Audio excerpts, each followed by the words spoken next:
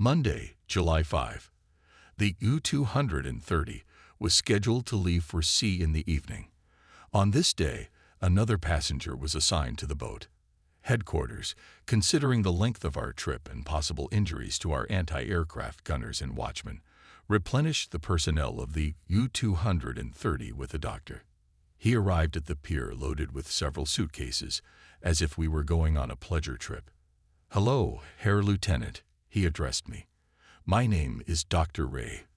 I will take care of the health of your men. But I must confess that I have never sailed on a ship, much less on a submarine. Would you be so kind as to show me to my quarters?" Our guys listened to him with smirks and sometimes mocking remarks. I shook the doctor's skinny hand and explained in an apologetic tone, "Doctor, the submarine doesn't have a cabin in the true sense of the word. Nor do we have a room to store all your luggage. Please take only what you really need with you. That's about a quarter of what you have with you. Then we will go inside the boat." After the doctor had considerably reduced his luggage, I found him a place in the non-commissioned officer's quarters, where he took a bunk over the navigator's bunk. At sunset, we attended a farewell reception in the military town, then went in small silent groups to the submarine. No one, from captain to private sailor, shared his thoughts about the upcoming meeting with a deadly enemy. Everyone was well aware, despite the attempts of the command to conceal the truth, that the enemy had managed to sink 3 of the 5 submarines crossing the Bay of Biscay. On June 24 alone, the Tawnies sent 4 of our subs to the bottom within 16 hours. When the U-230 departed the pier, it was a completely moonless night. There was no band music, no noisy feast, and no crowd of us seeing off on the pier. We went to sea secretly, so that the French partisans or British spies would not learn of the beginning of our campaign. These days British intelligence followed us everywhere, in the military town, in the dry dock, in restaurants, and even in brothels. At the edge of the Brittany coast, where bare rocks protrude from the sea, we were met by a patrol ship and led south along the coast to the rendezvous point with the other subs from Lorient. The night passed without incident, and at dawn we joined U-506 and U-533. We were ordered, the 3 of us, to cross the Bay of Biscay, repulsing the British air raids with joint fire. Around the meeting place of the subs circled 4 escorts in full combat readiness. The 3 submarine commanders were talking on megaphones, discussing a plan for cooperation during the crossing of the bay. They agreed to move in the daytime in a surface position at a speed of 18 knots, but at night to go underwater, maintaining close contact, and again on command to surface at dawn. If the aircraft could be detected at a safe distance, the captain of U-533 was to signal to the other boats with a yellow flag to submerge. If he signaled with a red flag, it meant that the enemy aircraft had come so close that a safe dive was impossible. Then the 3 boats were to drive the plane back with combined fire. This wise plan, devised in offices by staff officers, was flawed in essence and completely unworkable. However, for want of anything better, the captains decided to stick to it. At 08.10, the 3 subs set a course westward in an attempt to break through the enemy's dense anti-submarine defenses. As soon as we moved in that direction, the escorts turned east, heading back to port. It was a hot, humid day, a perfect time to lie on the beach. High cloud cover was in the sky. A haze of fog drifted lower. The methox showed nothing. 3 busy hours passed without incident. 11.35. U-533 beeped a yellow flag. Immediately, we pellinged the plane at a distance of 10,000 meters on the starboard side. In 30 minutes, U-506, with the help of her new acoustic device, gave a signal to surface. The 3 boats simultaneously surfaced like well-trained seals. At full speed, they continued westward, leaving long foamy trails behind them. 13.10. Because of the cloud cover, jumped out Liberator at a distance of 3,000 meters. It was too late to dive. Immediately showed a red flag, and anti-aircraft calculations of the 3 boats took their places on the deck. The huge black bird descended to attack. But before entering the range of our fire, the plane made a turn and began to circle above us in altitude. 13.18. Another Liberator appeared in the sky, repeating the maneuver of its predecessor.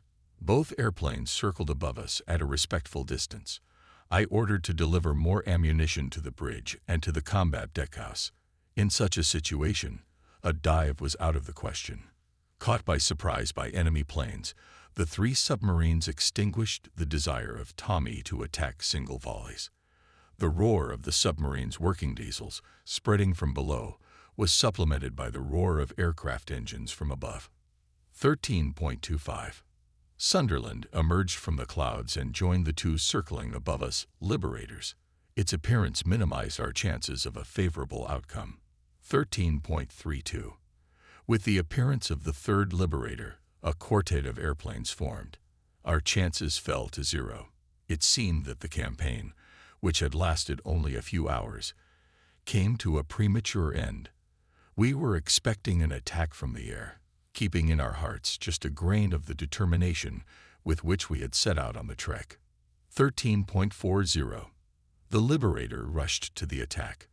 The anti-aircraft guns of three subs struck simultaneously at the pilot, who seemed to be committing madness by diving into a zone of solid fire. However, we were soon attacked from the opposite side by another Liberator, diverting some of the fire. We began maneuvering in zigzags in an effort to frustrate the attacker's plan.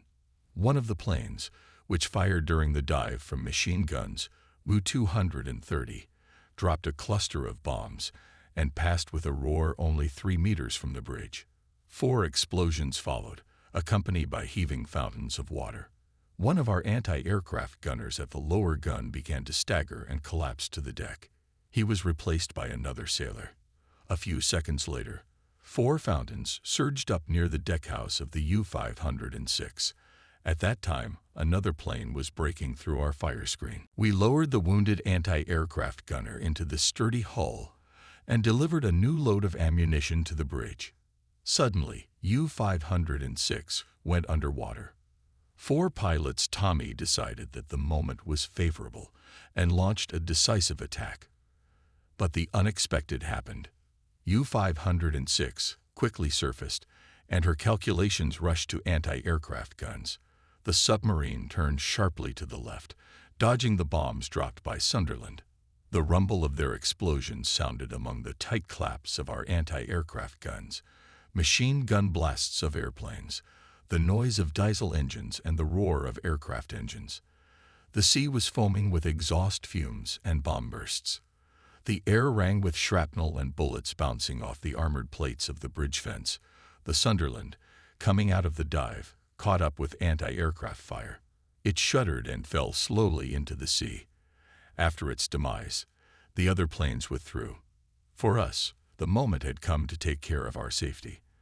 The 3 submarines with their propellers spinning dived under the water in an instant. We had not yet reached a safe depth when the bursting of depth bombs showed that the British had not left us alone. This was the end of our group crossing of the Bay of Biscay. Soon our boat's communications with the other 2 were lost. Neither of them returned to port. U-506 was sunk 6 days after our rendezvous, and U-533 was lost 12 weeks later. Both boats were victims of Allied air raids.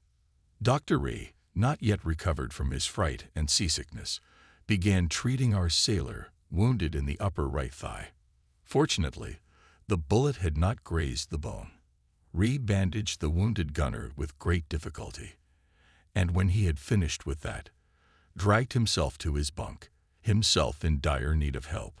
For 24 hours, the pursuers continued to bombard us furiously. We were hunted in such a way that they almost drove us to madness. Dozens of times we had to go underwater, when we were followed by explosions. And yet, day after day for a week, we managed to evade our pursuers. When U-230 reached the relatively safe spaces of the mid-Atlantic, we surfaced from the ocean depths, marveling at our salvation. As before, other subs were less fortunate. During the same period, U-514 and U-232 were split apart on June 8, sinking U-435 a day later. On July 12, the enemy destroyed U-506 and U-409, and the next day British planes bombed U-607. All these subs were lost in the Bay of Biscay, dangerously close to the route of our movement. Passing the waters of the Gulf beyond the reach of land-based bombers, we submerged 2 or 3 times a day, moving most of the time in a surface position. The submarine was cleared of moldy and rotten food, the bottom scraped, and the waste thrown overboard. These we could not do in the bay. Mines were also prepared for setting and torpedoes for possible attacks. We were now spending wonderful days on watch, and under the bright sun we were tanned to blackness. The crew gradually regained their appetite, and some of the engine men went up to the deckhouse to puff a pipe or smoke cigarettes. The only one of us who didn't show his face in the sun or even get up from his bunk was the doctor. Rehe lay on the mattress, suffering from seasickness. Yellow and thin, he lay motionless on the narrow bunk, neither accepting nor demanding anything. However, when we made a regular dive, moving without rocking at a depth of 60 meters, the doctor rose from his leather bed, recalling his presence aboard the submarine. U-230 was moving stubbornly toward the Pelly. Almost every day we shortened the distance to the Chesapeake Bay by about 160 miles. Everything depended on the degree of intensity of the air raids. The flow of radiograms from subs in trouble did not stop.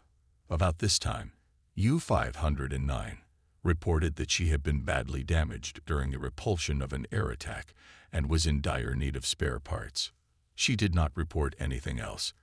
The radio operator was not only engaged in deciphering distress radiograms, but also received daily communiques from the Wehrmacht High Command.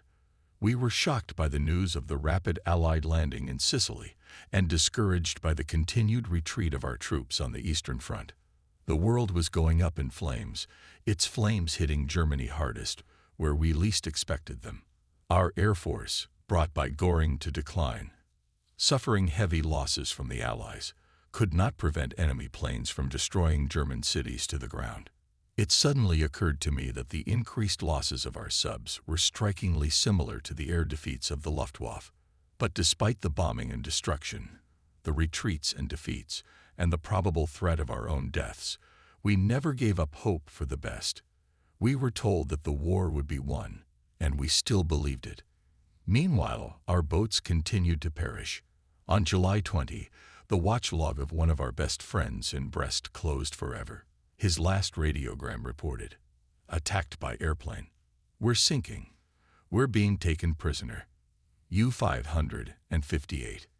The next day, we located the Catalina, a twin-engine seaplane. We quickly went underwater and stayed there for 2 hours, waiting for the pilot to stop pursuing.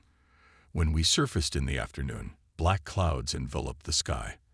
Until evening, the submarine raced forward at full speed, taking advantage of unfavorable conditions for aviation, which were created by the approaching storm front. Night fell, but soon it was as bright as day. Flashes of lightning illuminated the sky. Dozens of fiery arrows stabbed vertically into the ocean and rose in zigzags from its surface, furiously piercing the clouds. Hour after hour, arrows of lightning raced back and forth, up and down, illuminating the sky with a million torches. A cannonade of thunder rumbled. The air was saturated with phosphorus that stung the eyes. After 5 hours of lightning and thunder, it rained. Its torrents poured into the ocean from clouds pierced by lightning arrows, to the accompaniment of thunder that rumbled between the sky and the sea. When the storm finally ceased, a new day was born. It was clearer and brighter than before. We had reached the continental shelf of North America. Expecting intensive air patrols in the U.S. coastal zone, we submerged at 09.45 and followed the set course at a depth of 110 meters, stayed underwater for quite some time, and planned our tactical operations for the near future. The crew remained seated in complete silence. Later, she was informed of the purpose of the hike. During the night, we surfaced. At 21.15, Prager prepared to send some flares to determine our coordinates. As he set up his sextant, I joked, "Determine it properly so we don't accidentally end up in the Panama Canal locks. What would you say, XO, if I took you into Lake Ontario?" Prager replied. We watchstanders laughed out loud, relieving our nervous tension. Prager added, "Don't laugh, brothers, we are on the right course." At 1:40 we noticed a shadow on the starboard side. It turned into a merchant ship. The captain of this vessel had his guardian angel on the bridge with him. In order not to be discovered, we did not touch him. All in all, the night passed quietly, except for a false alarm raised when Venus shone in the sky in all its splendor. The sky and horizon were deserted. Our stealthy approach was not impeded by any aircraft or U.S. Coast Guard vessels. U-230 continued at a speed of 18 knots. Directly in front of us was Cape Charles. During the night, we got some stunning news. The radio reported that there had been a coup d'état in Italy, Mussolini had been arrested, and Marshal Badoglio, the head of the government, had taken his place. If this news had not been reported by German radio, we would have taken it for disinformation. But as it was, it seemed implausible, though not very important. At dawn we dived under the water so as not to reveal ourselves. Moving slowly westward at a depth of 40 meters, we came within 30 miles of Cape Charles. Since we knew nothing about the U.S. anti-submarine defenses, the boat crew took up battle stations and prepared to fire the stern torpedo apparatus in case of a surprise attack. Shortly after noon, the acoustician reported the increasing noise of the propellers. Glavny raised the boat to periscope depth so that the captain could identify the moving object. To Siegmund's surprise, we were directly in front of the small convoy, much closer to it than the instrument readings had indicated. Only 7 transports were guarded by 4 destroyers. Suddenly, the captain shouted, "The boat is coming up, keep her under water. The bridge is already going out. Glavnik, lower her down." Friedrich took all the measures necessary in an emergency situation. No result. What the hell happened to that sloop? Siegmund was indignant. Dive quickly. As the U-230 hung like a fish on a hook in full view of the destroyers, precious seconds passed. Then slowly, maddeningly slowly, the boat began to sink into a layer of high-density seawater. Just as her stern disappeared, the ammunition cassette exploded in close proximity to us. The blast wave pushed U-230 under the dense layer, and the propellers, spinning at maximum speed, dragged the boat further down until it touched the sandy bottom. Aspdykes of American destroyers easily probed the shallow water, but could not grope our boat. Sound waves were drowned out by the dense layer of seawater above us. For nearly 2 hours, the hunters nervously surveyed the depths of the sea, trying in vain to locate a bombing target. Then they withdrew without even dropping a new cassette of depth bombs on us. In the night, we surfaced. We went forward at a rapid pace. For 3 hours, we were wary and excited. And then the harbor appeared ahead, a dim glow all along the horizon. The lights of Norfolk. A few minutes later, Borchert exclaimed, "America is right on course. We have arrived at our destination." Time, 23.25. Date, July 27, 1943. As a narrow strip of coastline rose out of the water, Prager's voice came from the darkened room of the central station. "The boat has deviated from Cape Charles to the east 4 miles. I suggest we change course to 2-3-5. "Very well," Siegmund agreed. "XO, get the eggs ready to drop." "Yes, Herr Captain," I replied. "Do you want me to cook them hard-boiled?" Those present on the bridge laughed out loud. We were glad that no one was following the boat approaching Rybaki Island. Someone imitated the battle cry of the Redskins. Everyone imagined themselves painted Indians attacking the enemy in canoes. I ordered to flood the 4 bow torpedo tubes and keep them open. U-230 accelerated, passing Rybaki on the starboard side. Our direction finder was probing the water. Prager was determining the bearing. The presence of the boat was still not detected. Halfway between Cape Charles to the north and Cape Henry to the south, Sigmund turned the boat around to head for the shallows of Chesapeake Bay. Amazingly, there was not a single enemy patrol ship to block our way as the lights of Norfolk became clearly visible on our port side. The American sailors must have been celebrating some kind of festivities that night, and they were obviously not concerned with us. As we passed the naval base, the silhouette of the lighted city was clearly visible in the night sky. As we moved further into the bay, the land became more and more closely encircled. At 2 o'clock in the morning, we picked up several transport ships heading for the open sea. Their sudden appearance foiled our plans to lay mines that night. We had no time to go underwater. The only thing left was to retreat into the darkness. U-230 made a complete U-turn that went unnoticed and hurried out of the bay before a group of transport ships had to do so. We saw one of them turn north. The other three turned in a fan to the south. Then they all dissolved into the night gloom. We proceeded eastward, covering 30 miles in 2 hours. The U-230 then lay low in shallow water and waited for the next night. July 28, at 9:45 p.m., when the last rays of the sun were extinguished, we surfaced and hastened at full speed back to Chesapeake Bay. Again, we crossed the line Cape Charles to Cape Henry. To the left was Norfolk. The American fleet was again celebrating something in the harbor. The bay was empty, with only the U-230 breaking the serenity of the night. About midnight, Borchert noticed a shadow beginning to suddenly increase directly in front of us. We immediately slowed down, but the shadow grew so quickly into a hulk that Seidman was forced to stall both diesels, avoiding a collision with the stern of the merchant ship. It was evidently bound for Baltimore. The merchantman was moving too slowly, at a speed of only 8 knots, upsetting our traffic schedule.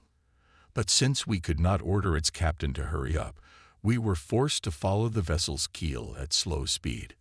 For a few minutes we looked through binoculars at the nature of America. Conflagrations. I saw Seidman's face turn deathly pale after this news. He had not touched food that day, secluded in his corner behind a curtain. Everyone sympathized with the commander, as they knew that his family lived in Hamburg, his wife, children, as well as his parents. When the fires in Hamburg went out after the bombing, it was found that 41,000 of its inhabitants had been killed and over 600,000 left homeless. August 1. Having removed about 400 miles from the coast of the Chesapeake Bay, we ventured to send a radiogram to headquarters. The special task has been accomplished. Waiting for new instructions. We are in need of fuel. 27S. Nin. 68.3. D. U-230. 3 hours after our radio session, 2 4-engine airplanes suddenly descended on us from the sky. We made an emergency dive in confusion. Aircraft bomb bursts rumbled around us. That day we went underwater 4 more times. It was clear that the radiogram provoked the activation of search operations of the U.S. aircraft. As night fell, we were ordered to head south through the Caribbean Sea to the area east of the Leeward Islands. There we were to be refueled by the submarine tanker U-459. 2 hours later, Riedel decoded a personal radiogram from headquarters. U-230. To Sigmund, the family is safe, all healthy. Taken out of town. Dennitz. This radiogram meant more to the commander and the team than a reward for the successful completion of the mission. We continued cautiously southward. Urgent dives and airplane attacks became habitual. Then on August 3, we received a radiogram from headquarters, the most important since the beginning of the turning point in the submarine warfare in favor of the Allies. To all submarines patrolling at sea, turn off the methox immediately. The enemy is intercepting its signals. Maintain radio silence until further notice. The warning from headquarters came to the U-230 in time, but it was too late for nearly 100 of our subs sunk before it. We suddenly realized that in our attempts to escape we had resorted to a device that revealed our coordinates as clearly as burning lights illuminate a Christmas tree. For weeks and months we sent the enemy invitations to our own funeral. The news was monstrous. It made our survival even more problematic. With relief, we turned off the methox and continued south. However, hopes of returning to port became elusive when it became clear that the submarine tanker was not responding to calls from headquarters.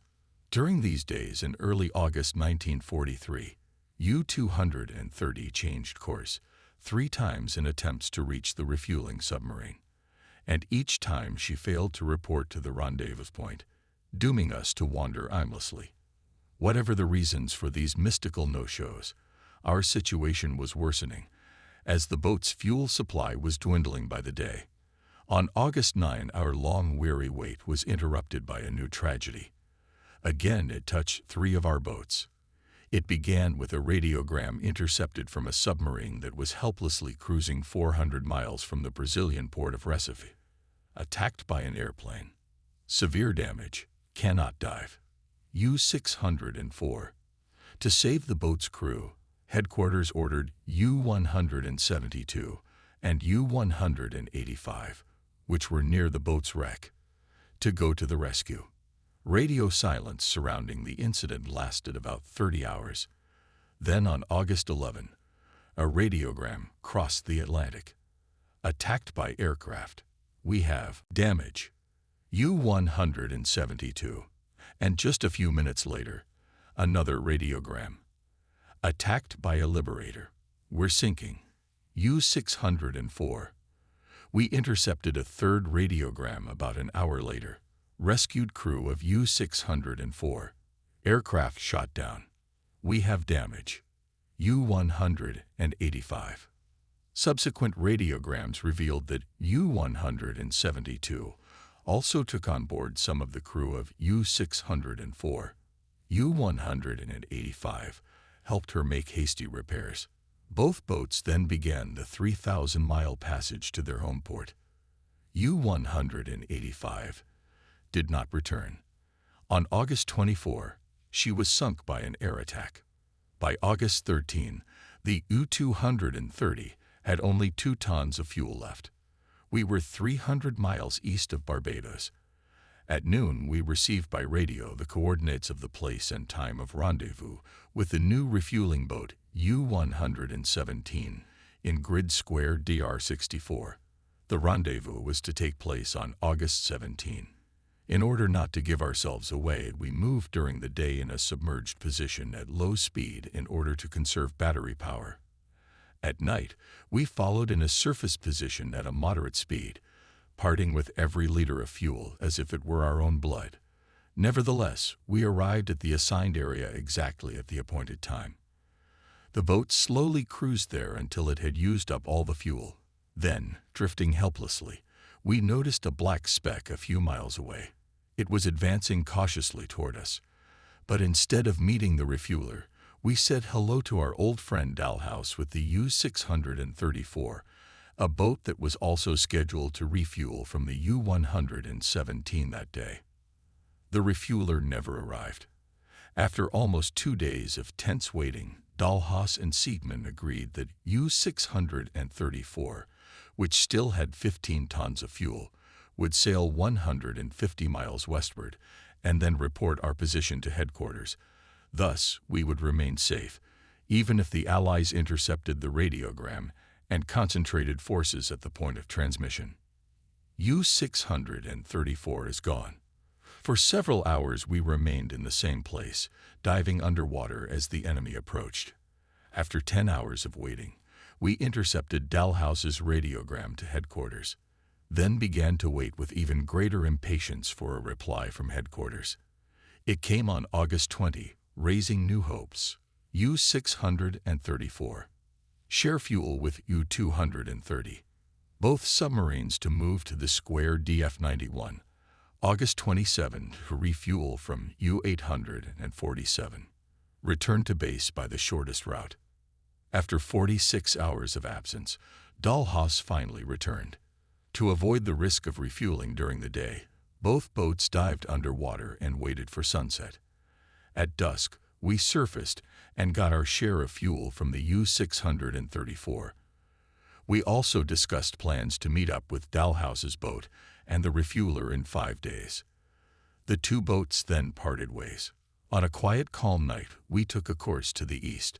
During the day, we moved in a submerged position until we reached the middle of the Atlantic.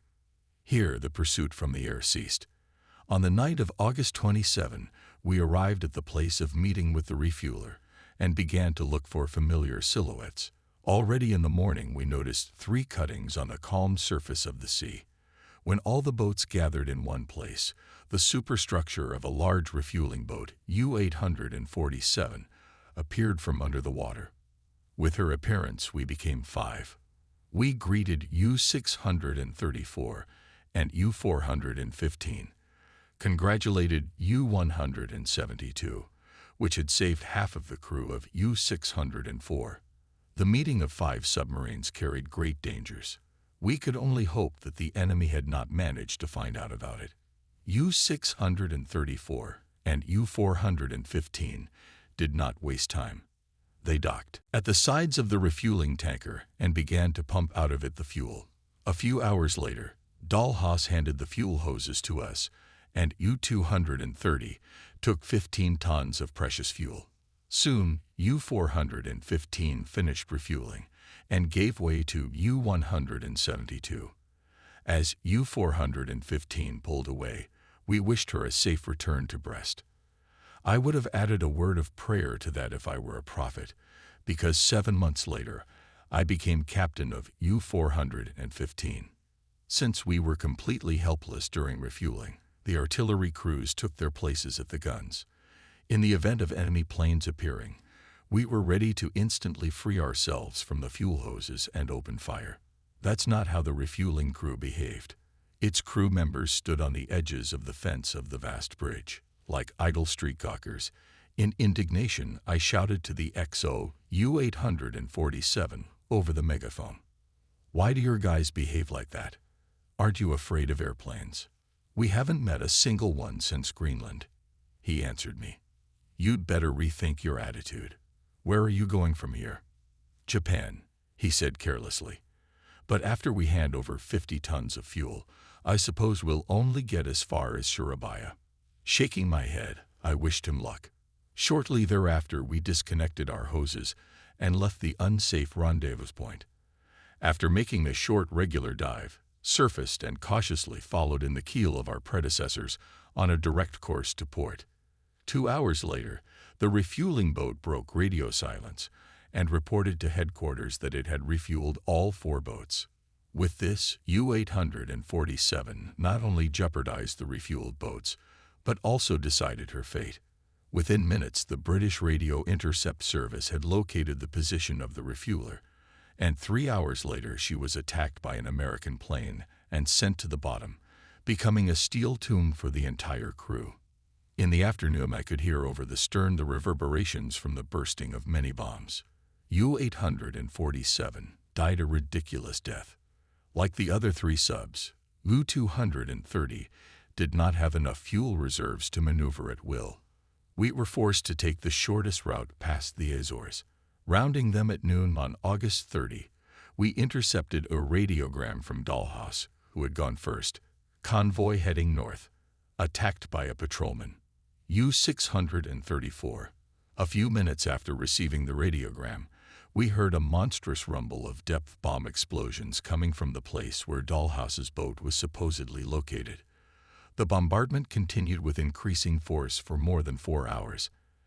After that, the U-634 never made contact again. She was sunk with her entire crew. After U-230 passed 20 degrees west longitude, attacks from the air became more frequent. From here, the Valley of Death began. We decided to stay underwater all night and move to the surface during the day if the sky was cloudless.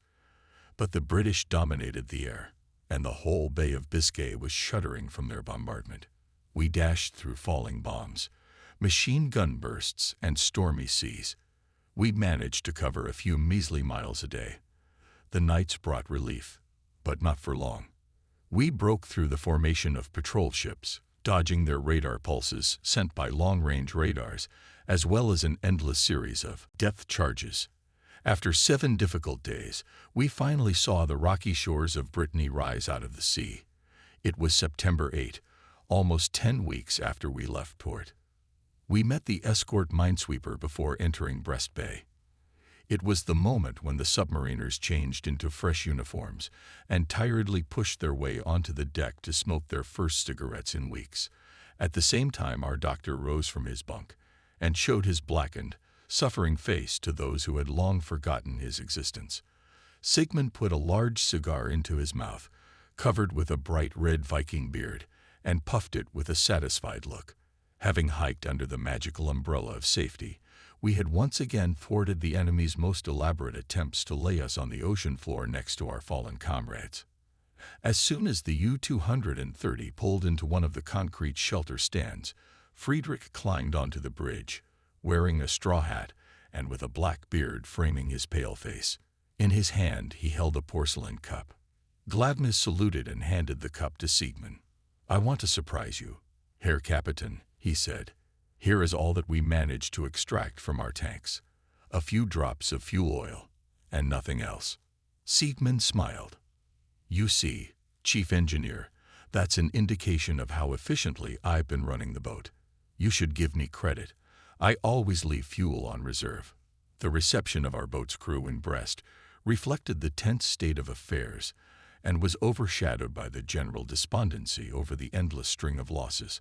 On the pier of a large concrete shelter stood a few men in naval uniforms and 2 girls who had taken the time to greet us with bouquets of flowers.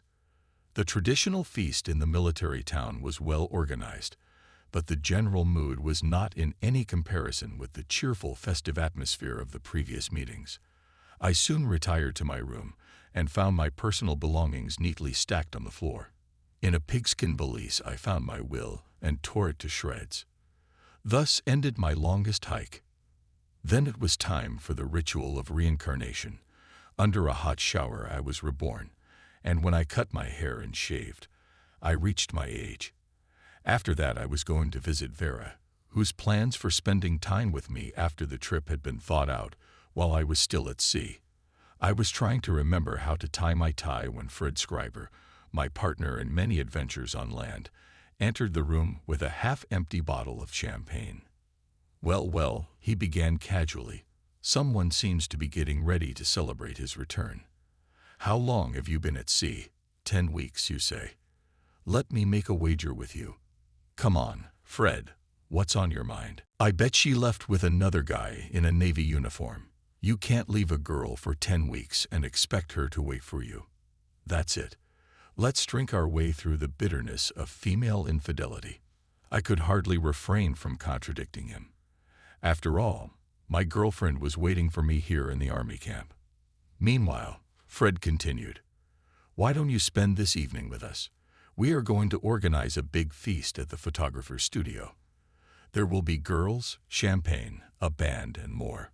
Burke's girlfriend is celebrating her birthday, inviting everyone over." Did I just hear that? "Fred, who's the girl organizing the party?" "Ooh la la, you don't stand a chance. That's Vera, the photographer. She and Burke are inseparable." It was the downfall of my highest expectations. I filled my glass with Fred's champagne and poured the bitterness of loss into it. I told Fred I'd already arranged another date. When he came out, I lit a cigarette and tried to dispel the unhappy mood. After all, I couldn't demand anything from Vera. The pretty girl in the harbor was being courted by many of the men who were lucky enough to stay ashore. Apparently, Vera did not expect my return. The life expectancy of a submariner who participated in combat operations was 6 or 7 months, no more. Instead of visiting Vera, Riedel, Friedrich, and I celebrated my return at the restaurant, See the Commandant, which could offer a hungry sailor anything he wanted. Our submarine was supposed to be modernized during the repairs. On the U-230 were to be installed 2 double-barrel and 1 4-barrel anti-aircraft guns, which had long been expected. The firepower of 8 barrels would certainly make the pilot of an enemy airplane think twice before approaching the sub for a bombardment. A new radar receiver, called a boog, was also to be installed in place of the obsolete Metox. I was told that the boog would be able to find radio waves in the centimeter range. If so, it could give us advance warning of attacks, especially at night. After all, our refusal to Metox forced the enemy to improve the means of detection of submarines. In addition, we adopted torpedoes of a new design. These and other new weapons promised us the return of favorable trends in submarine warfare. However, time had already been lost. In July, we lost 37 submarines. 10 of the 17 that attempted to cross the Bay of Biscay during the second half of that month never returned to base. Another 16 subs were destroyed in August. In 4 months, the Allies had sunk more than 100 subs, almost 60% of the entire operational submarine fleet. As a consequence, our ability to destroy enemy ships dropped from a record tonnage of 1 million registered gross tons in March to 96,000 tons in August. Many of my friends and acquaintances were gone forever. The seats in the officers' mess hall were empty. No more laughter, no more fun. We, who had been spared so far, had enough reason to suppose that we ourselves would soon disappear into the depths of the ocean. The harbor routine quickly supplanted the gloom and stress. The crew gave themselves to submarine affairs and love affairs with equal fervor. The captain departed to report to Dönitz and to attend a refresher course to get an update on the military situation. Our doctor was written off the submarine and sent to the Austrian Alps to recuperate after a nearly fatal campaign. Headquarters finally abandoned the idea of manning the subs with doctors. Most of the doctors who were suitable for work in the submarine fleet died with the submarines, and medical assistance was now needed everywhere. It followed from the imminent equipping of the submarine with torpedoes of a new design that I was to undergo a short course of training in the new technique at Gotenhafen in the Baltic. The unexpected order pleased me. But before leaving, I found time to visit my tailor. He was surprised to see me, for our troubles were no secret to the French. The suit was hanging on the rack. It was sewn perfectly. To add to my closet, I bought a gabardine coat, silk shirts, and fashionable sports shoes. It was the 4th year of the war, but the French still managed to get all kinds of goods at a reasonable price. I could afford to pay. There were no maidens, no bars, no feasts at sea. 5 days after the return of the U-230 from the campaign, I was on a train to Paris. In my pigskin valise, there was a neatly folded civilian suit. On arrival, I stopped at a familiar hotel near the Place Vendôme and changed into civilian clothes. It was the first time in 4 years that I had parted with my sailor's uniform for a while. Paris now lay at my feet. The city pulsed with life exactly as I had imagined it. My desire to immerse myself in a peaceful environment grew with each passing day of the war. I wanted to be among the lucky ones who didn't care about the days ahead, filled with the rumble of diesel engines running, depth charges exploding, and death in steel coffins. I wanted to forget that I was a small cog in a war machine that brought misery everywhere. I wanted to live again, not as a soldier, but as a carefree citizen, to taste a life free of oppressive duty, if only for one day.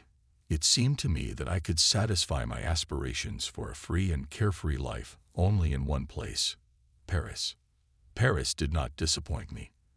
It charmed me as always. I felt the rhythm of the city's life, as well as the representatives of different nations.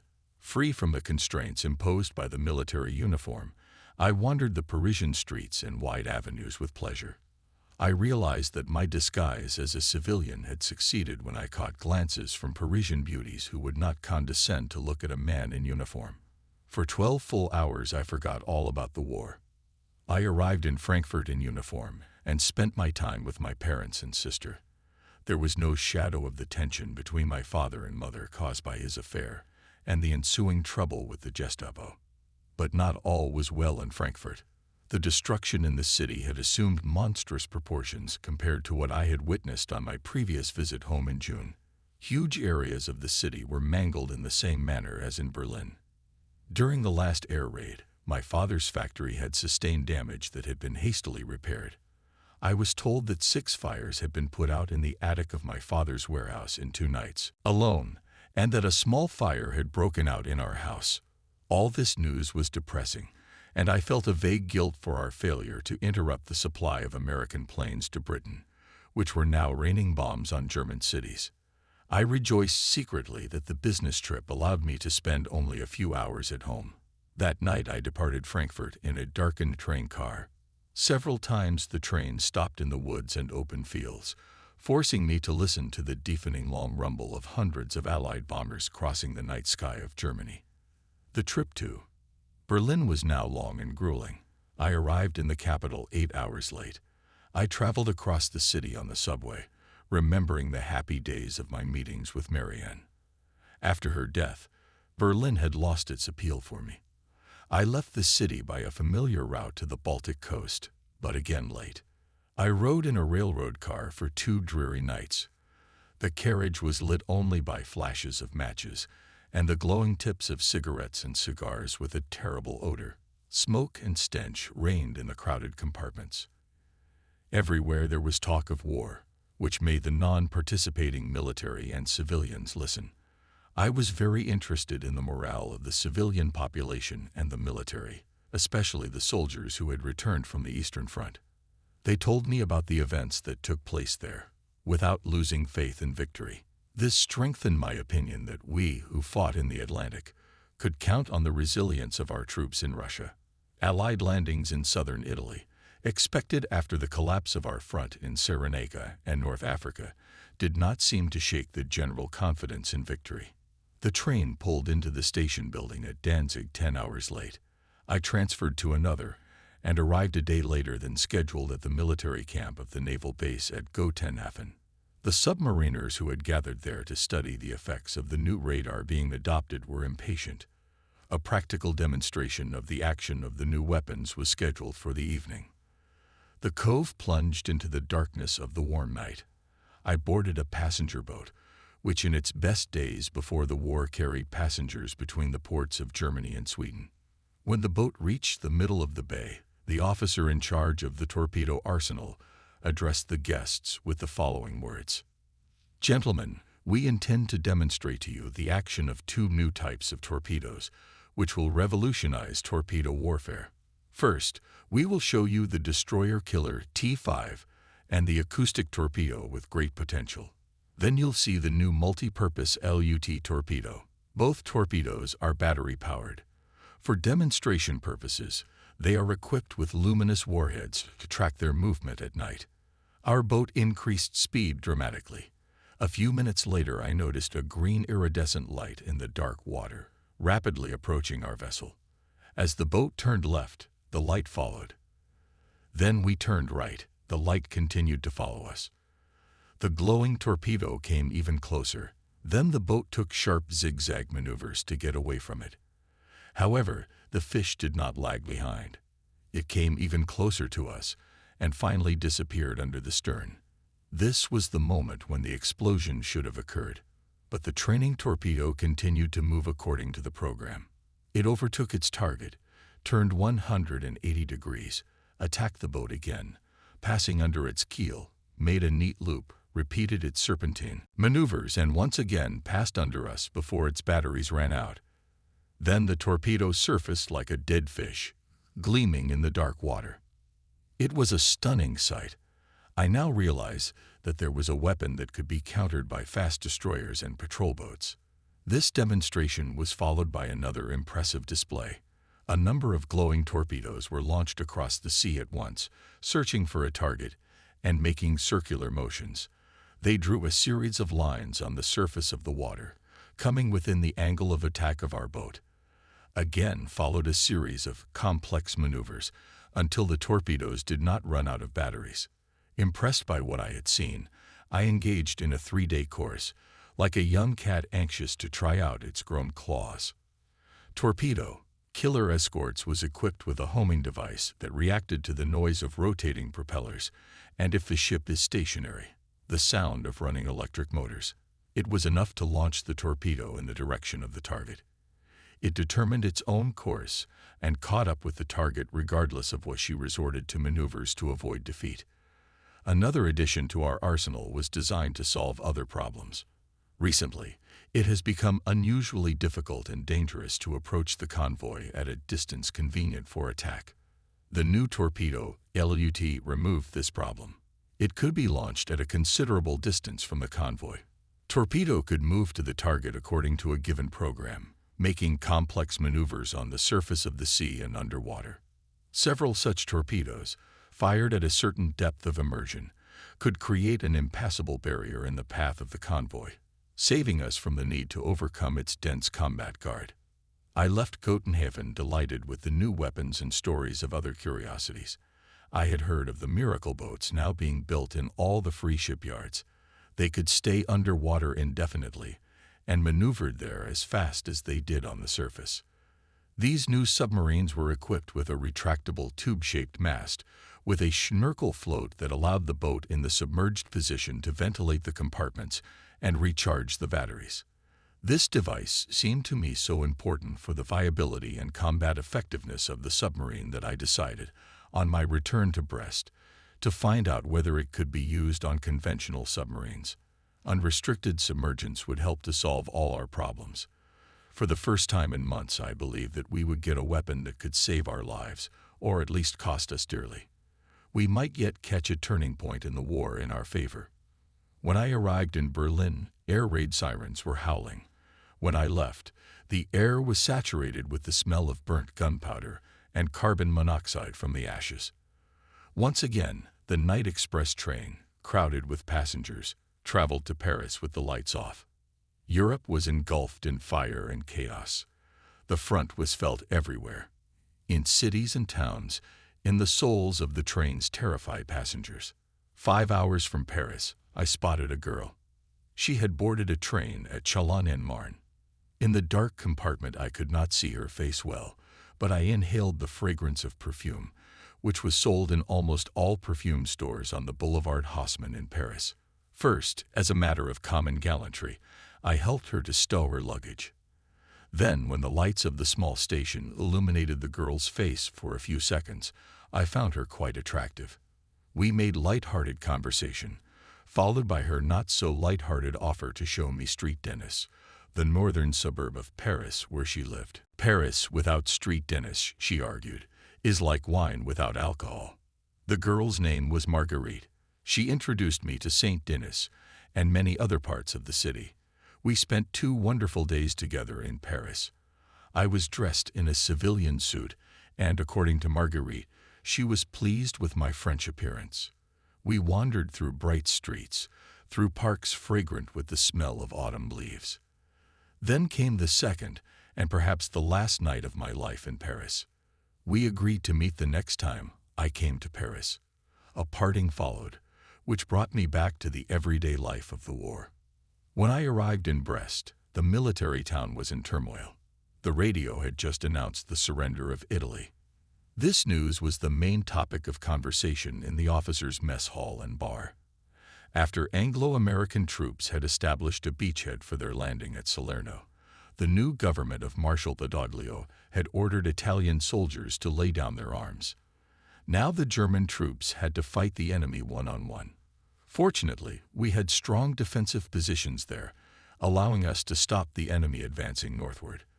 But it became obvious that the ring of steel around Europe was getting tighter and tighter. The day of my stay coincided with the completion of the scheduled repair and refitting of the U-230 in dry dock. I began her preparation for the inevitable campaign. Our supply of torpedoes of the new type was, however, tight. We received only 1 escort killer, T5, 8 self-propelled torpedoes, Lud-G, and 3 of the usual type. I inquired about the possibility of receiving a Schmerkel, but met only surprised faces. No one at the base had even heard of such a device. Nevertheless, the formidable appearance of our boat and the installation of 8 anti-aircraft guns on it were encouraging. These rapid-firing anti-aircraft guns, outlandish torpedoes, and a new type of radar gave us a good chance to regain our former glory days, as well as a chance to return to port after the campaign. October 4, Monday. U-230 put to sea at dusk. We were favored by a moonless night. As soon as the rocky coastline dissolved into darkness, we parted company with our escort and headed on a course southwest directly into the Valley of Death. A few minutes later, our new radar signaled the appearance of the enemy. Instead of an immediate dive, we continued to move full speed across the surface of the sea, preparing our anti-aircraft guns for battle and resorting to a new diversionary tactic, which we were assured would be very effective. Riedel, who was responsible for implementing this tactic, filled a balloon with helium stored in tanks secured to the bridge railing. He then attached strips of aluminum foil to the string that held the balloon together and tied the free end to the float. The whole structure was thrown overboard. The float stayed on the surface of the sea, and the balloon rose, pulling the string until it looked like a Christmas tree. The floating dummy quickly disappeared astern in the ominous darkness. 5 minutes later, Riedel repeated the operation, and a second mock-up bobbed on the waves of the Bay of Biscay. These aluminum trees were intended to misdirect the enemy's radar and allow us to evade pursuit ourselves by hiding behind an artificial forest. Unfortunately, 2 other balloons became entangled in the bridge railing, and 3 others tore while filling with gas. The fluttering ends of the tangled foil strips could have led the enemy to the boat. We were lucky, however. While Riedel was fiddling with the foil strips and balloons, we slipped into a space occupied by French fishing schooners, which protected us more than the floating models and anti-aircraft guns. Eventually, we threw all our aluminum trees overboard and never used them again. They endangered us rather than saved us. We zigzagged among the fishing boats, scattered chaotically over a wide area, for most of the night, and advanced quite a distance. Then continued the cat and mouse game with death. Bug worked flawlessly.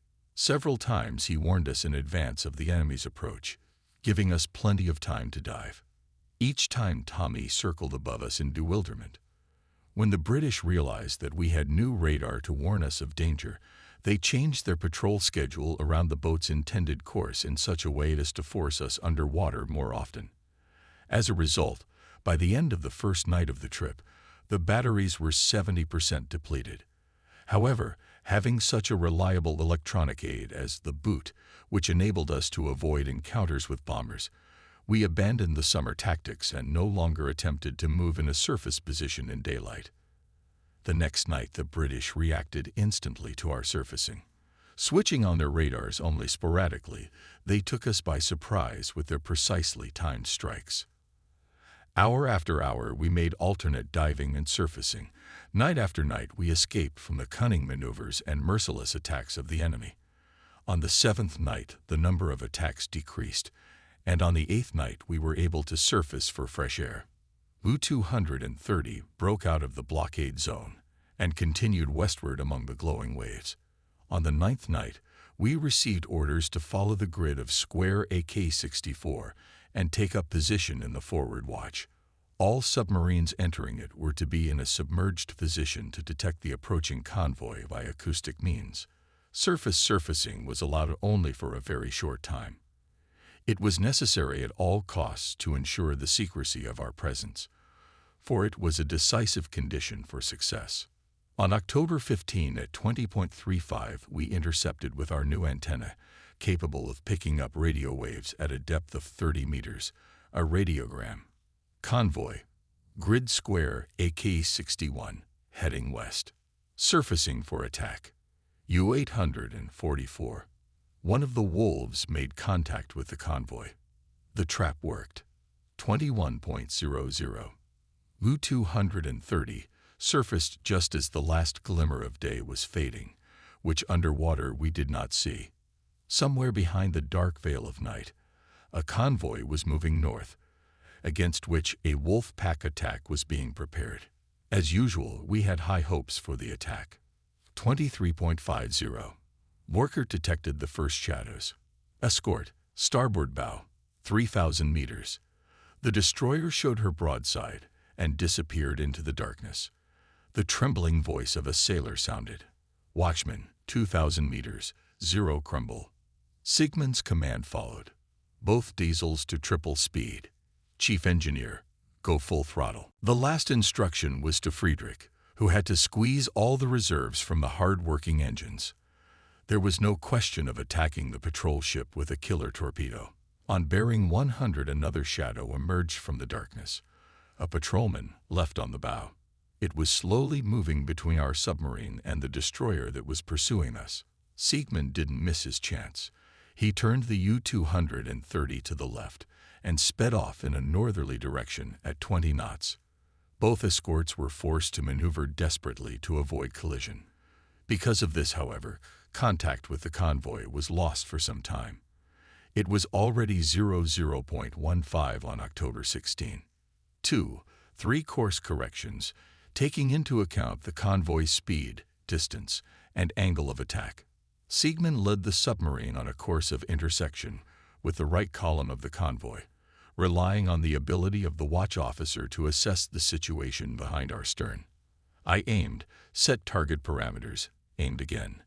Now the Pua's reticle froze in the very center of the huge transport, then lurched in anticipation. 10 seconds, 20, 30, and here are 2 fan salvos. 4 torpedoes popped out of the apparatuses. Siegmund turned the boat and led her parallel to the convoy course, knocking off the trail of escorts. 1 torpedo struck the largest shadow right in the middle. A huge spume of flame shot up into the sky, then the deafening rumble of an explosion. A few seconds later, the shockwave ruffled our beards. It was the signal for the battle to begin. Stars of flares rose, illuminating the armada. I waited for the transports to fall apart and for the other torpedoes to hit their targets. But at that moment, the convoy made a turn in accordance with the set course. Then a new flash and a new rumble of explosions sounded in the night. It was as if a volcano had erupted. The columns of transports upset. Spumes of flame and flare bombs slowly descending on parachutes painted the sky a red-golden color. It had been a disaster like this we hadn't seen in a long time. I asked the captain's permission to fire a killer torpedo. It meant reducing the boat's defensive capabilities, but it wasn't always possible to hit targets so easily. "All right," said the captain, "but hurry up." Siegmund sent the watchman below. I gave the last command before the shot. Apparatus 5. Go. Angle of attack to starboard 90. Fire. Alert. U-230 quickly dived underwater to avoid being the target of its own homing torpedo. When the boat leveled off at a depth of 120 meters, there was another explosion. All hell seemed to break loose. Escorts frantically searched for the culprit of the attack on the convoy, foaming the surface of the sea with frantically rotating propellers.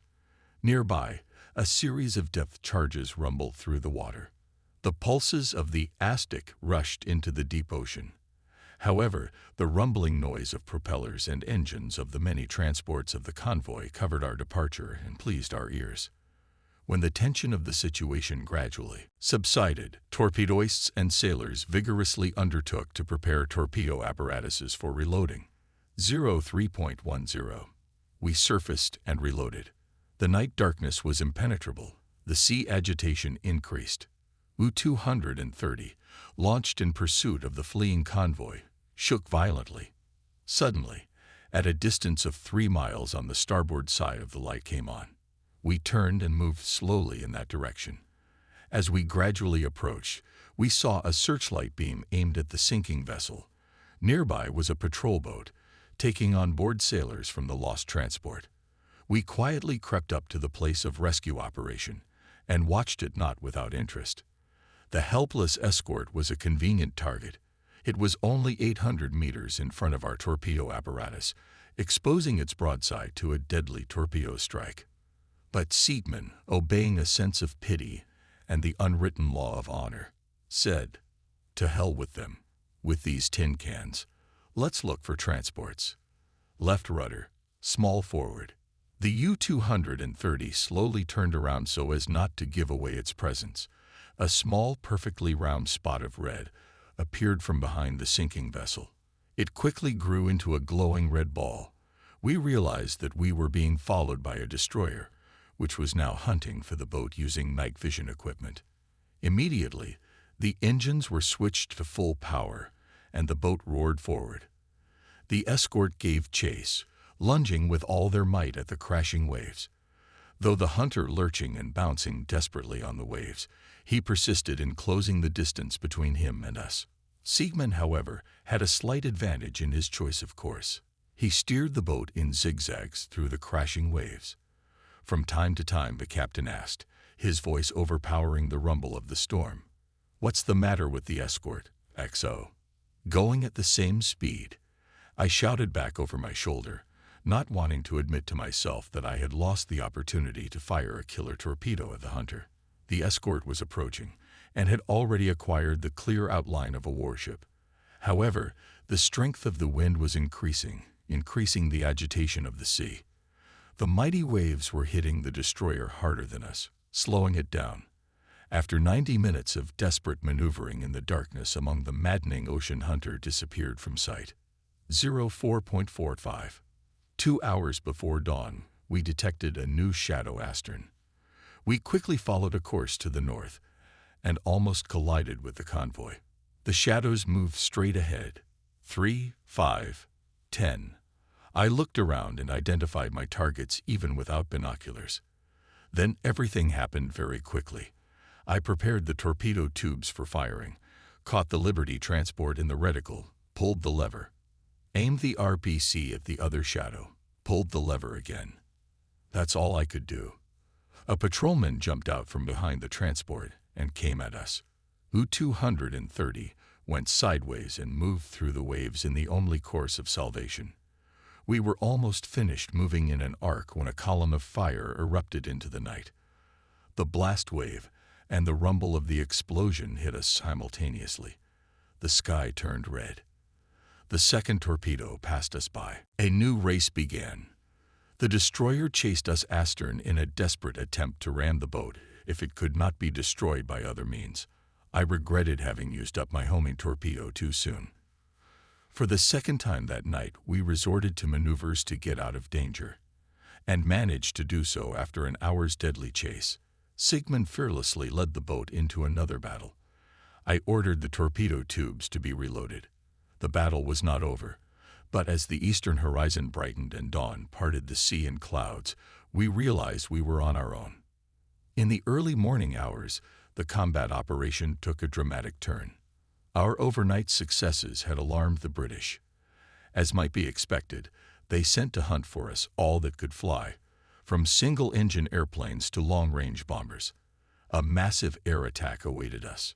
08.25. I noticed a 4-engine airplane darting out of the clouds and sounded the alarm. The boat pecked the nose and rushed into the depths of the ocean. After a few anxious minutes, 4 powerful explosions shook U-230 and reminded us that in the excitement of battle we forgot to turn on the boog.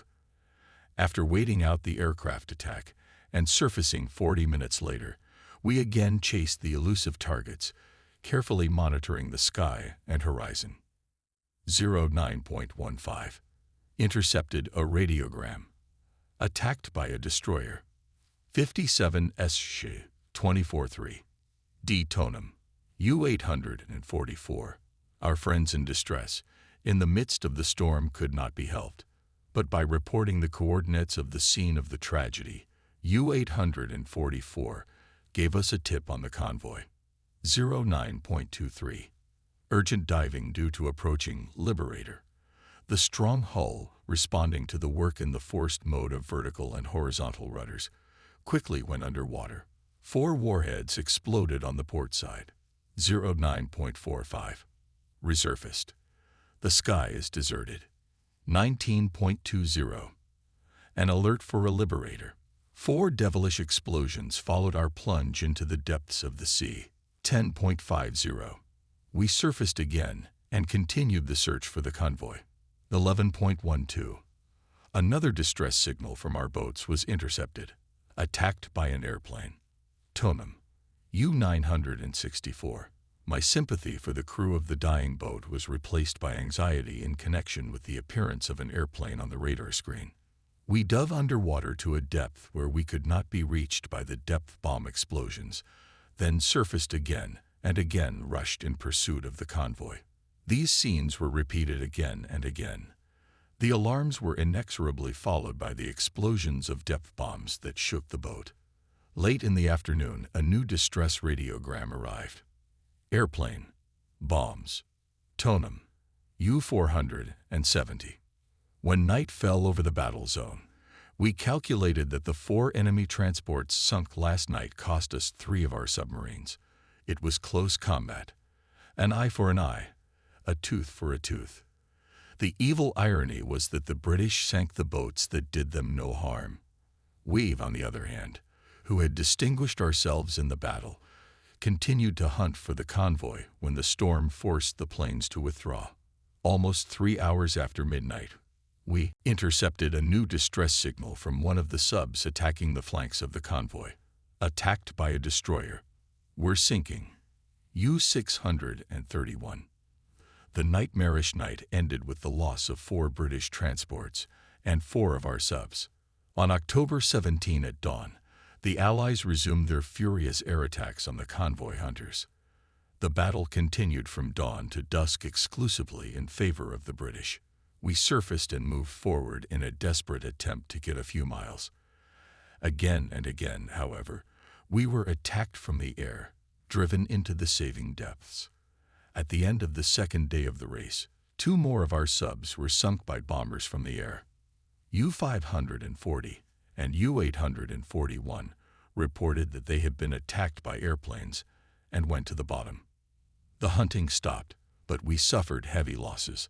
Of the entire pack, only our boat managed to escape. This was the general balance of life and death in the fall of 1943, with only one of the 7 returning to base. Since we had lost our convoy while we were evading air attacks, HQ ordered us to follow the grid of the VD-62 quadrant and await further instructions.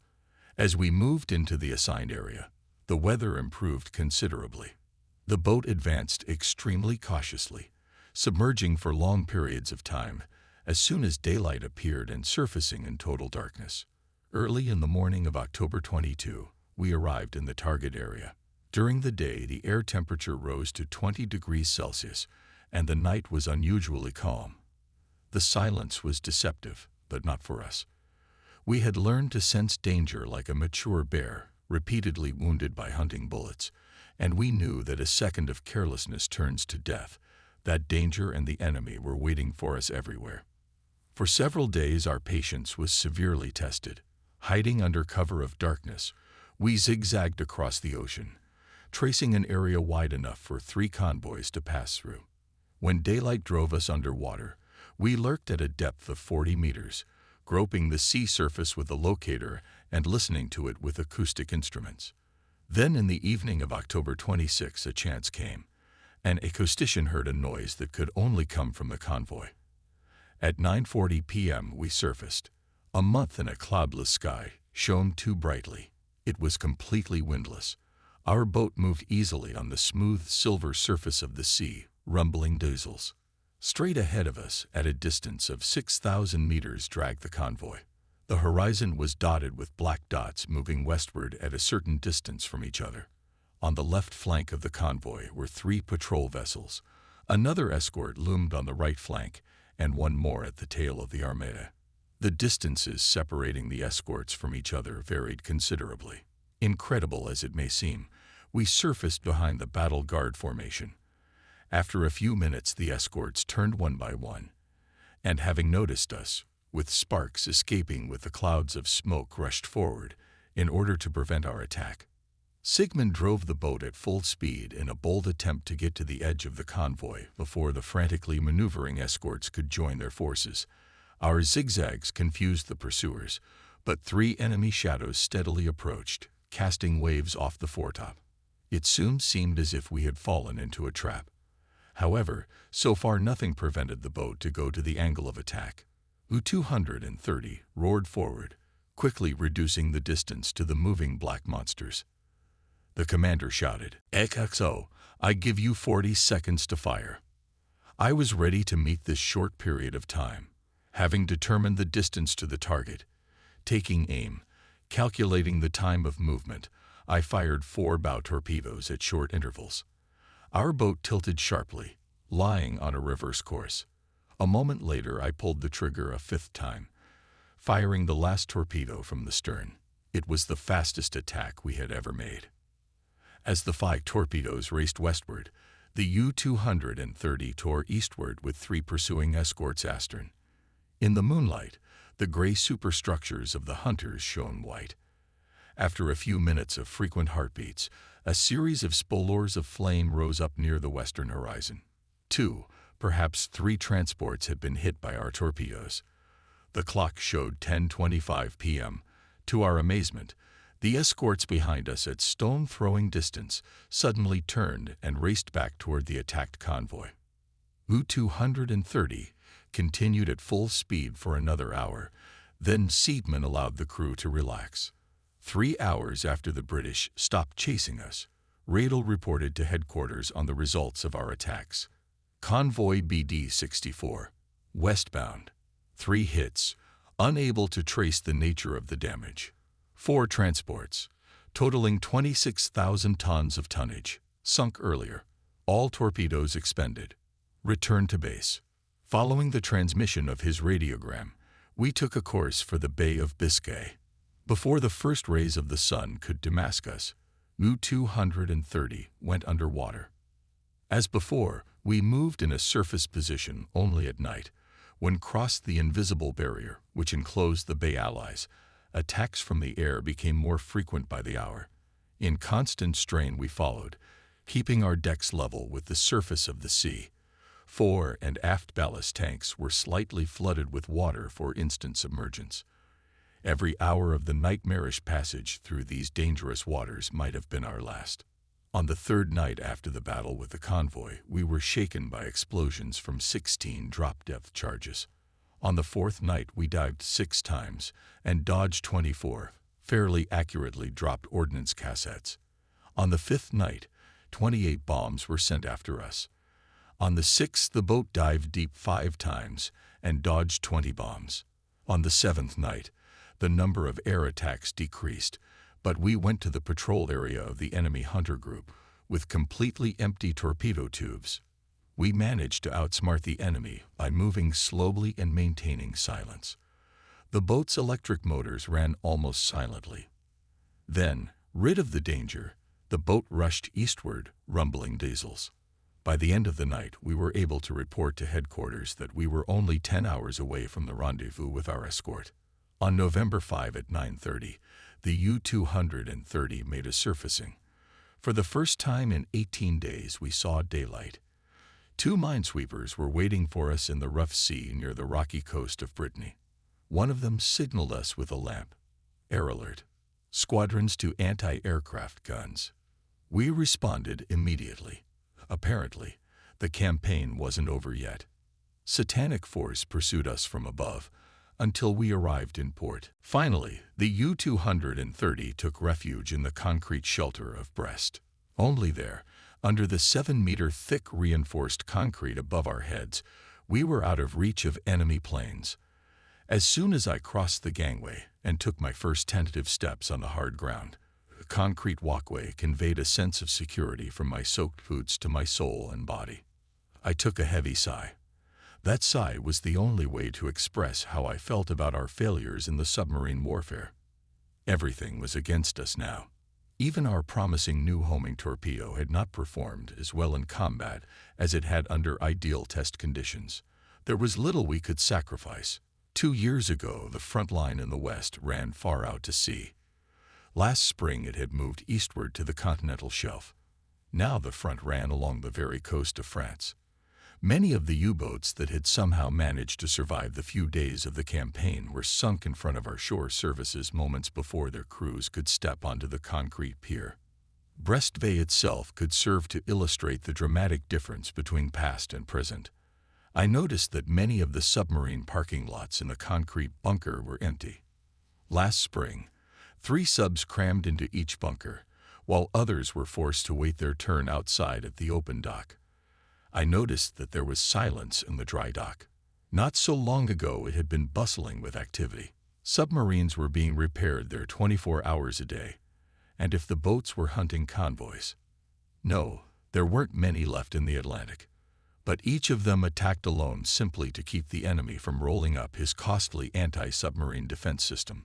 In October, 24 subs were sunk, some of them killed in a hail of aerial bombs, others by new, more advanced warheads. The results of our campaign were a surprisingly large contribution to the total Allied losses suffered from U-boats.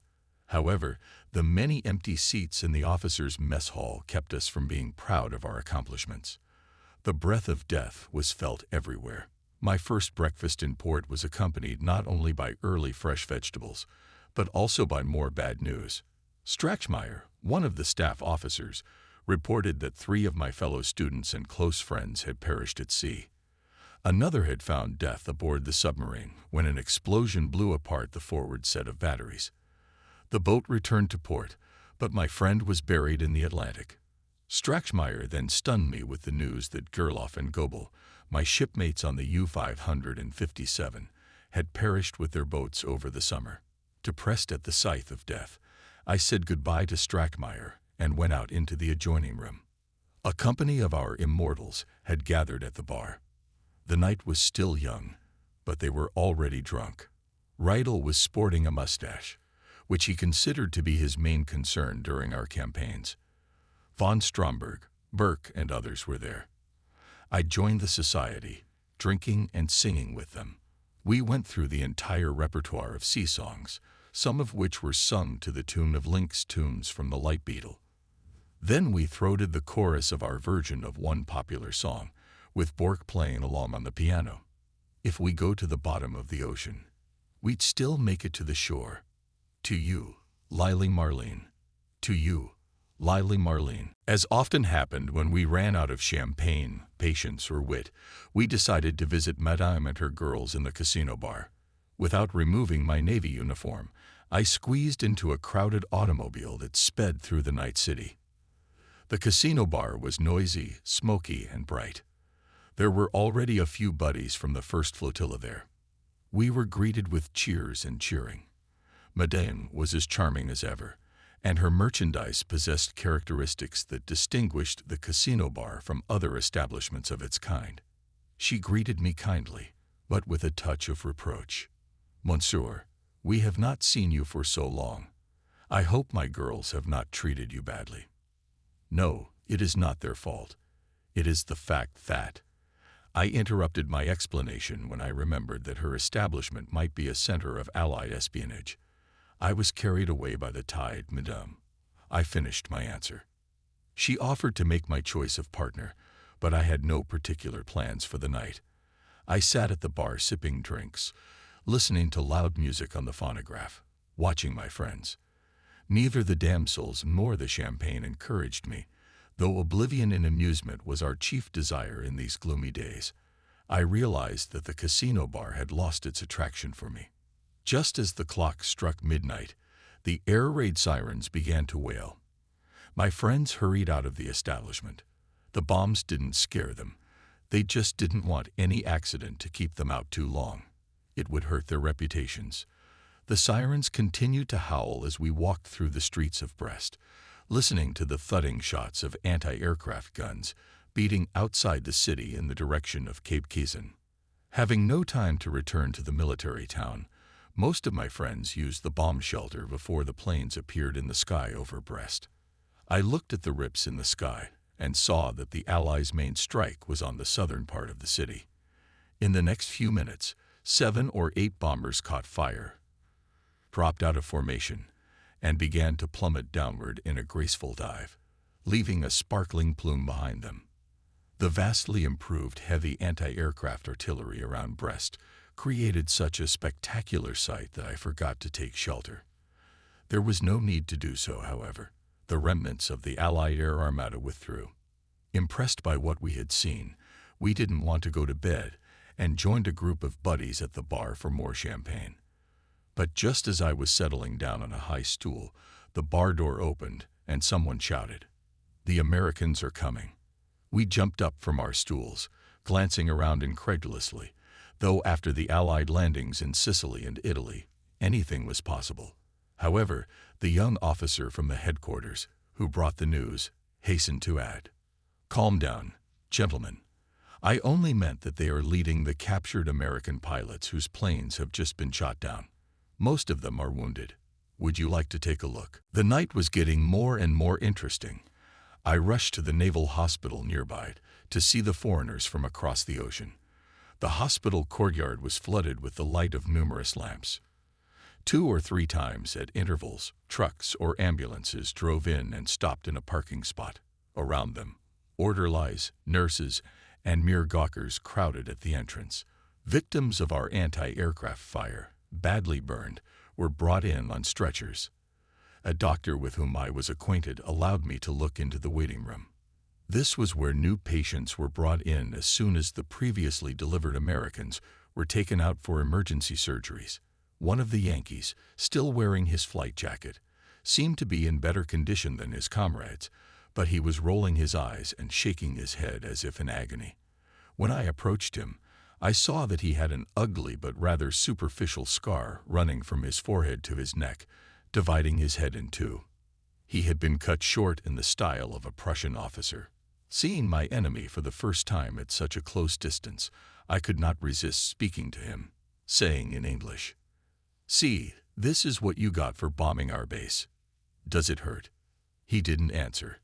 Then I continued, "Tell me, how did you get that wound?" This time he moved his head slightly, as if surprised that the enemy was interested in his condition. Then he answered, "I got it when I threw myself out of the cockpit. The airplane was hit and burning. The other crew members had already ejected by parachute. I couldn't do it because the lantern wouldn't open. I rested my head against it and pushed it out until I broke it. That must have been how I cut myself. How I got to the ground, I don't remember." I was interested in his American accent. As for me, I was learning pure English. So, I said to him, "The war is over for you. Are you happy about that?" "The war may be over for me, but very soon it will be over for you Germans too." "What do you mean?" "You've heard it before. We'll wipe out your military bases and industry in a few months. Maybe a little longer, it doesn't matter." "We'll pay you back in a month," I said, indignantly. "Look, I don't know what they tell you about our military potential, but one thing I am sure of. Soon there won't be a single one of your airplanes left in the sky, and that will be the end of the war for you." I meant, of course, the use of our new weapons, including radiation and atomic bombs, which our specialists have been working on. There has been a lot of talk about that. "Well, yes," objected the American sarcastically. "You forget what happened to your subs. We cracked most of them in 6 months, and it'll be the same with everything else. You won't last long." I was struck by his awareness, but at the same time angered by his arrogance. "You're talking nonsense. Who told you we don't have any more subs? Don't we?" "No, we don't, and I'm living proof of it. I've just returned from a tour, and I can assure you there are many more submarines at sea. Soon there will be hundreds more, faster and more powerful. We will kick your fleet out of the ocean." That made me feel better. But the Yankee smiled skeptically and said, "Listen well to what I'm going to tell you. You'll remember it again, and very soon. Whatever you Germans did, it's too late now. Time is working for us, and only for us." Deciding that he was a typical victim of Allied propaganda, I patted the American on the shoulder and said, "You will see that the Germans are not as bad as your newspapers portray them.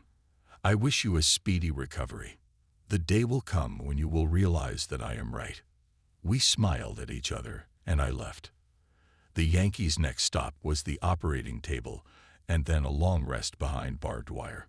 By the time I got back to the military compound, it was afternoon, not a good time to sleep. I took my uniform and civilian suit out of my suitcases and hung them in the closet. Spreading the books on the table, I chose one of them and tried to read. The text was not perceived. The words of the American pilot about time working for them sounded in my ears. Anxiety gripped me. I started to reread the letters I had received from home. But the American's voice continued to echo between the lines. The air raids, my parents wrote, had intensified dramatically. They had killed one of my father's business buddies. The letters also reported that Trudy's husband came on vacation. The newlyweds spent 2 weeks in the Black Forest, where there were no night raids yet. The letters revealed to me the bitter fact that even at home the situation was getting worse. I continued to be haunted by the Americans' words. Early in the morning I took U-230 to Brest Bay to check its condition. The chief engineer of the flotilla determined the minimum repair work and their timing. The situation demanded a quick return to the front of the few submarines still afloat. Our old workhorse had to be cleaned, refueled, painted, and tidied up in 2 weeks. This meant that no one had time for vacation. I inquired a second time about the possibility of getting a schnorkel, but no one at the base could give me an intelligible answer to my inquiry. Instead, we were told that we would receive advanced radars capable of bearing wavelengths in the lower centimeter range. Thus, we would keep pace with the enemy's rapid progress in electronic warfare. In the brutal confrontation at sea, we were driven into a deepening defense. The Allies dictated our terms of war and weapons. For the weekend of the first week, I abandoned my submarine and harbor duties, taking the Friday night express to Paris. At night I changed in the train restroom into a civilian suit. According to prior arrangement, I met Marguerite under the Eiffel Tower. She was wearing a blue silk dress with embroidered flowers. We embraced, and I met eyes with the German soldiers passing by, envious of the intemperate Frenchman. Paris was warm and fragrant. In the clear air mingled the tart odors of falling leaves and water in the Seine, and the fragrance of perfume. Above us shone the sun, whose tender rays I had so often been deprived of at sea. It was a time when I forgot the bombings and the deaths, when it seemed to me that the real prospect of going to the bottom of the ocean would pass me by. Soon after my return to Brest, I was already changed into my naval uniform, and nothing betrayed my brief visit to another world. The commander was unexpectedly ordered to report to the superior officer of the West Branch at headquarters. We assumed that his visit had something to do with our upcoming march. After a day's absence, Siegmund returned and quickly summoned Friedrich, Rydell, and me to his office. Without preamble, he said, "Gentlemen, I will be brief. We are ordered to break through the Strait of Gibraltar into the Mediterranean." Siegmund paused to observe our reactions. I forced a smile out of myself. My partners kept a grim expression on their faces. It was clear to everyone that any attempt to get through the narrow strait had minimal chance of success. But what did it matter where we went? It was the same everywhere. Desperate attempts to inflict damage on the enemy and avoid being wounded or killed by bombardment. As in the case of slow suicide, everywhere death was inevitable. Only the name of the sea in which we would go down would change. There was, however, one consolation. If we were lucky enough to pass the strait, the area of our operations would be the calm waters of the Mediterranean. To lighten the mood, I said, "All this reminds me of exotic places I'd like to visit. But how do we get there?" The captain was quick to pick up on my dark humor. "Gentlemen, if you keep the purpose of our trip a secret, we will be able to relax in January on the beaches of Italy." The tension subsided, and our conversation revived. But then Siegmund cooled us down again. He said that in early November, the British intercepted and sunk in the strait 2 of our submarines, U-742 and U-340. Other submarines sent to the strait died before they could reach it. On October 24, U-566 was sunk off the coast of Spain. The same fate befell U-966 on November 10. Nothing was known about the fate of U-134 and U-535, which apparently were sunk before they had time to transmit distress radiograms. The latest losses gave us a clear idea of what awaited us. While we were preparing for the campaign, the difference in losses was growing, not in our favor. By November 25, 15 more of our subs had been destroyed. Our impressive submarine fleet in the Atlantic, once a source of pride, had all but ceased to exist. All that we were able to oppose the Anglo-American technology, is the destruction by torpedoes of several ships of small convoys of the Allies with a tonnage of only 67,000 registered gross tons.